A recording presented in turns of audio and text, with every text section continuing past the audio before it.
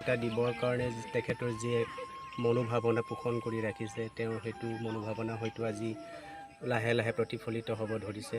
গতিকে দাদাৰ লগত মই সৰু ভাতৃ হিচাপে সদায় সহযোগ কৰি আছোঁ 12-13 বছৰে আৰু কৰি থাকি। বিশ্ব পৰিৱেশ দিৱস সকলোকে মই ধন্যবাদ জনাইছোঁ। আজি বহুত বছৰৰ পৰা এয়া বালিমাহী চাপৰি স্ৰষ্টা মোৰ বন্ধু ললিত তাইদেৱে এয়া কাম কৰি আহিছে। বহুত ৰাইজে মানে সহযোগ কৰি আহিছে, তাত আমি তেওঁলোকক দাদা জনাইছোঁ।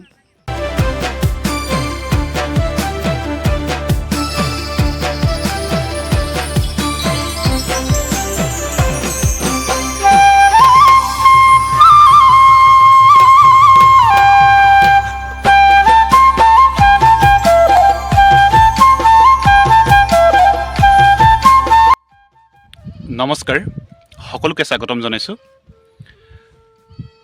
আশা কৰোঁ সকলো ভালে আছে, কুশলে আছে। আজি এগৰাকী প্ৰকৃতিক ভাল পোৱা, প্ৰকৃতিৰ লগত সহাৱস্থান কৰি ভাল পোৱা এগৰাকী বিশেষ ব্যক্তি মোৰ কাষত আছে। আপোনালোকক চিনাকি কৰি দিম। আৰু সেই ব্যক্তিগৰাকীয়ে বিগত 13 বছৰে মহাবাহু ব্ৰহ্মপুত্ৰৰ বুকুত যি কাম কৰি আছে, সেই কাম সঁচাকৈ অনন্য আৰু আন দহোজনৰ কাৰণে হয়তো দৃষ্টান্ত হৈ পৰিব। আৰু সেই কামখিনি হয়তো সকলোৰে কাৰণে আদৰ্শনীয় হ'ব বুলি আমি ভাবিছোঁ। সমগ্ৰ বিশ্বতে 5 জুন তাৰিখে বিশ্ব পাৰিপাৰ্শ্বিক দিৱস উদযাপন কৰা হয়, কিন্তু সেই বিশেষ ব্যক্তিগৰাকীৰ নেতৃত্বত এই বালিমাহী অৰণ্যত কিন্তু প্ৰত্যেক বছৰে প্ৰত্যেক দিনাই গছ ৰোৱা উৎসৱ পালন কৰা হয়।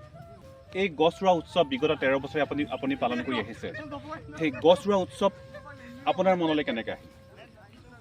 জয়তে মই আচলতে আপোনাৰ চেনেলৰ যোগেদি আজি বিশ্ব পাৰিপাৰ্শ্বিক দিৱস উপলক্ষে সকলোকে মই অচণ্ড অভিনন্দন জ্ঞাপন কৰিছোঁ। আৰু এই যে আমি বিশ্ব পৰিৱেশ দিৱস যে আমি পাতিছোঁ, এইখিনি আমি আনুষ্ঠানিকভাৱে পালন কৰা নাই। আচলতে আমি পাতিছোঁ, আয়োজন কৰিছোঁ। আমি পৃথিৱীখনক সেউজীয়া কৰাৰ এটা সেউজীয়া সপোন আমাৰ আছিলে।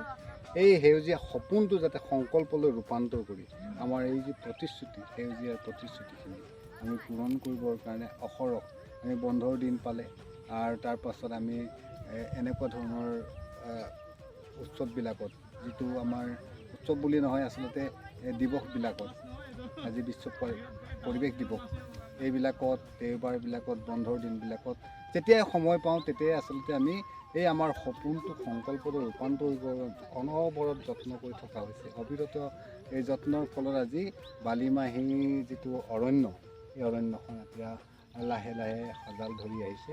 আৰু এইখিনি কৰিবলৈ যাওঁতে সকলোৱে আমাৰ বহুতো জাতীয় সংগঠনেই হওক, অন্যান্য বন্ধু বৰ্গ সকলোৱে শাৰীৰিকভাৱে আৰু মানসিকভাৱে, আৰ্থিকভাৱে সকলো ধৰণে সহায় সহযোগিতা কৰিছে।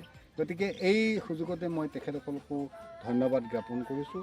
আৰু ভৱিষ্যতে আমাৰ যিটো এই সংকল্প যাতে এটা পূৰণ হয়, তাৰ কাৰণে তেখেতসকলে পুনৰবাৰ সহযোগিতা কৰিব বুলি আমি আশা প্ৰকাশ কৰিছোঁ। আৰু আজিও তেনেদৰে আমি বিশ্ব পৰিৱেশ দিৱস পাতি আহিছোঁ। আৰু আজি প্ৰায় 1000 গছ আমি ৰোপণ কৰিছোঁ আৰু সকলোৱে সহযোগিতা কৰিছে। আপোনালোকে গম পাইছে, আমাৰ বন্ধু বৰ্গ, গাঁওবাসী আৰু আনকি যোৰহাটৰ পৰা আহিছে, শিৱসাগৰৰ পৰা আহিছে, সকলোখিনিয়ে আহি পেলাই আমাক মানসিকভাৱে সহযোগিতা আগবঢ়াইছে, আৰ্থিকভাৱে সহযোগিতা আগবঢ়াইছে। গতিকে মই তেখেতসকলকো ধন্যবাদ জ্ঞাপন কৰিছোঁ।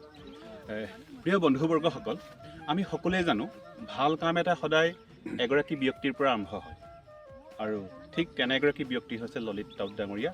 আৰু ললিত তাউত ডাঙৰীয়াৰ নেতৃত্বত যি ধৰণে লাই হালে জালে জাতিষ্কাৰ হৈ পৰিছে বালিমাহী অৰণ্য, সঁচাকৈ চকুত লগা হৈছে।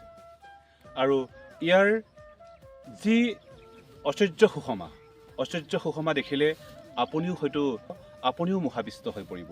হয়তো সেয়ে মই পাৰ্যমানে মোৰ মোৰ নিজৰ ব্যক্তিগত অসুবিধা স্বত্তেও মই আহিবলৈ যত্ন কৰোঁ এটা কাৰণেই, প্ৰকৃতিৰ যি সুষমাই হয়তো হাত বাউল দি মাতি থাকে।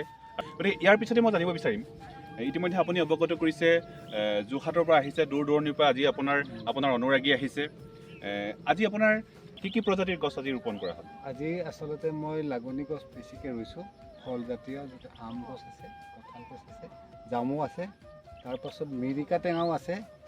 আগত আমি বিভিন্ন ধৰণৰ গছ ৰুইছিলোঁ, এইবাৰ আমি মানে লাগনি গছ ৰুইছোঁ। এইকাৰণে লাগনি গছত আচলতে যেতিয়া ফল ধৰিব, ফল ধৰিলে চৰাই আহিব, চৰাই আহিলে আচলতে আমি যিটো ৰুওঁ তাতকৈ চৰাই বেছিকৈ ৰুব বুলি আমাৰ যাদৱ পায়েং ডাঙৰীয়াও কৈছে। সঁচা, আচলতে চৰাই খোৱাৰ পাছত বিষ্টাৰ পৰা যিটো ওলায় সেইটো সহজে অংকুৰিত হয়। গতিকে লাগনি গছটো খুব দৰকাৰ ইয়াত। গতিকে ফল লগা গছ আমি ৰুইছোঁ, আজি প্ৰায় 1000 জোপা ৰুইছোঁ। গতিকে এইখিনি নিশ্চয় এটা সময়ত ফল ধৰিব আৰু তাত চৰাই পৰিব, চৰাই বিস্তাৰ আকৌ নতুনকৈ গছ আৰম্ভ হ'ব। হয়। ইয়াৰ পিছতে মই আপোনাৰ পৰা জানিব বিচাৰিম, আপুনি যিহেতু এই অৰণ্যখন, বালিমাহী অৰণ্যখন ইতিমধ্যে আপোনাৰ বিশ্ব দৰবাৰত প্ৰতিষ্ঠা হ'বলৈ হয়তো বেছি পৰ নালাগিব নিশ্চয়, আৰু ইতিমধ্যে আপোনাৰ দূৰ দূৰণিৰ পৰা, দেশ বিদেশৰ পৰা পৰ্যটক আহিছে, আমি গম পাইছোঁ, আৰু হয়তো চৰকাৰৰ দৃষ্টি আকৰ্ষণ হৈছে। আৰু প্ৰকৃতপক্ষে যদি জানিব, আপোনাৰ বালিমাহী অৰণ্যখন যদি আপোনাৰ চৰকাৰৰ দৃষ্টি আকৰ্ষণ হয় বা চৰকাৰে এইখন যদি সম্পদলৈ যদি ৰূপান্তৰিত কৰে, আপোনাৰ কেনেকুৱা লাগিব তেতিয়া? আচলতে ক'ৰবাত বিশ্বতেই হওক, ভাৰতবৰ্ষতেই হওক বা মোৰ গাঁৱতেই হওক, কেনেকৈ প্ৰতিষ্ঠা হয় বা প্ৰতিষ্ঠা হোৱাটো মোৰ লক্ষ্য নহয়। মোৰ লক্ষ্য হ'ল যে মোৰ সেউজীয়া মোৰ সপোন আছে, এই সেউজীয়াটো অন্ততঃ এই সেউজীয়া সপোনটো পূৰণ হ'ব লাগে। তাৰ পাছত যদি সম্পদ হিচাপে যদি গ্ৰহণ কৰে কোনোবাই, আমাৰ যদি সম্পদ হয়, ইয়াত যদি পৰ্যটক আহে, ইয়াৰ যদি পৰ্যটক অহাৰ লগে লগে ইয়াৰ ৰাস্তা পদূলি ঠিক হ'ব, ইয়াৰ খহনীয়াটো অন্ততঃ প্ৰতিৰোধ হ'ব, ইয়াত মানুহে দেশ বিদেশৰ যেতিয়া মানুহ আহিব তেতিয়া নিশ্চয় ইয়াৰ আমাৰ যিটো অৰ্থনৈতিক অৱস্থাই হওক, আমাৰ ভৌগোলিক অৱস্থাই হওক, এই গোটেইখিনি অন্ততঃ উন্নত হ'ব বুলি আমি আশা কৰোঁ, আৰু নিশ্চয় এইটো হ'ব পাৰে, এইটো ধাৰণা। আৰু যদি এইটো হয়, অৰ্থাৎ আমাৰ যদি ৰাস্তা পদূলি, আমাৰ খহনীয়া ৰোধ, এইখিনিও যদি হয়, তেতিয়াও এটা ডাঙৰ এটা স্বীকৃতি হ'ব বুলি আমি ভাবোঁ। প্ৰিয় বন্ধুবৰ্গসকল, ইতিমধ্যে ললিত ডাঙৰীয়াই উল্লেখ কৰিছে, বালিমাহী অৰণ্যখন প্ৰকৃতপক্ষে যদি চৰকাৰী স্বীকৃতিপ্ৰাপ্ত যদি অৰণ্যলৈ যদি আপোনাৰ ৰূপান্তৰিত হয়, তেতিয়াহ'লে আমাৰ এই অঞ্চলৰ বানে ধোৱা জাজিমুখৰ যথেষ্ট উপকাৰ হ'ব বুলি তেখেতে কৈছে। নিশ্চয় উপকাৰ হ'ব, আপোনাৰ খহনীয়াৰ প্ৰতিৰোধ হ'ব, ৰাস্তা পদূলি নিৰ্মাণ হ'ব, আৰ্থ সামাজিক সমস্যাৰ পৰা আমি হয়তো কিছু পৰিমাণে সকাহ পাম। গতিকে সঁচাকৈ এক শলাগনীয় আপোনাৰ বিষয়, আৰু এই কাৰ্যৰ দ্বাৰা যে ৰাইজৰ উপকাৰ হ'ব নিশ্চয় আমি আশা কৰিব পাৰোঁ। মই চমুক এটা কথাই জানিব বিচাৰিম, যিহেতু জাজিমুখৰ ইতিহাস সমৃদ্ধ এখন দলিল তেখেতে হয়তো গ্ৰন্থৰ আকাৰে প্ৰকাশ কৰিব, আৰু এয়া হয়তো সাকাৰ ৰূপ পাব কিছুদিনৰ পাছত। মই আপোনাৰ পৰা জানিব বিচাৰিম, জাজিমুখৰ ইতিহাস সমৃদ্ধ আপোনাৰ যিখন গ্ৰন্থ, সেই গ্ৰন্থখন নিশ্চয় প্ৰকাশৰ পথত, আৰু কিমান কাম আগবাঢ়িছে ইয়াৰ? এইখিনি এতিয়া মোৰ 60% কাম আগবাঢ়িছে। ইতিমধ্যে মই যিখিনি ডাটা গ্ৰহণ কৰিব লাগে, সেই ডাটাখিনি গ্ৰহণ কৰি থৈছোঁ, আৰু এইখিনি পৰ্যায়ক্ৰমে এতিয়া আমি ধৰক কিছু লিগেল কিছুমান কাম কৰিবলগীয়া আছে। এই লিগেল কামখিনি আমি অলপ মানে আগবাঢ়ি গৈছোঁ। যিখিনি ডাটা আছে, ডাটাখিনিৰ সত্যতা কিমান বা কি ধৰণে প্ৰতিষ্ঠা কৰিব পাৰে, গোটেইখিনি আমি গাঁৱে ভূঞে গৈছোঁ, আৰু যিবিলাক জনা বুজা মানুহ তেখেতসকলৰ লগত আলোচনা কৰিছোঁ। এইখিনি লিগেল যিটো আইনসন্মত হয়নে নহয়, বা কেনেকুৱা ধৰণে আমি বস্তুখিনি প্ৰকাশ কৰি ক'তো বিতৰ্ক নাথাকে, এই কথাখিনিৰ কাৰণে অলপ আমি আগবাঢ়ি গৈছোঁ। এইখিনি হোৱাৰ পাছতে আমি নিশ্চয় এইখিনি কাম সমাপন কৰিম। বহুত বহুত ধন্যবাদ আমাৰ চেনেলৰ মাজত ইমানখিনি সময় দিয়াৰ বাবে, আৰু আশা কৰিছোঁ আপোনাৰ যি চিন্তা, সেই চিন্তাই কৰ্ষণ লাভ কৰক, আপোনাৰ যি সপোন বাস্তৱিকতে আপোনাৰ সেই সপোন সফল হওক, আৰু আপোনাৰ এই প্ৰচেষ্টাই